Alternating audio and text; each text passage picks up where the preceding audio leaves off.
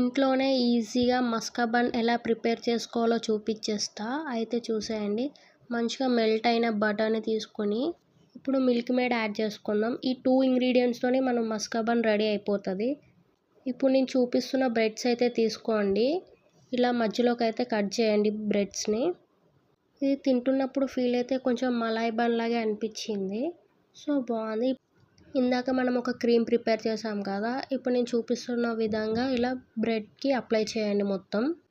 కానీ దీని టేస్ట్ మాత్రం చాలా బాగుంది గాయస్. సో మీరు కూడా పక్కా ట్రై చేయండి. ఇంతలో ఈ వీడియో చూస్తూనే నాకు లైక్, షేర్, సబ్స్క్రైబ్ మాత్రం మర్చిపోకండి గాయస్.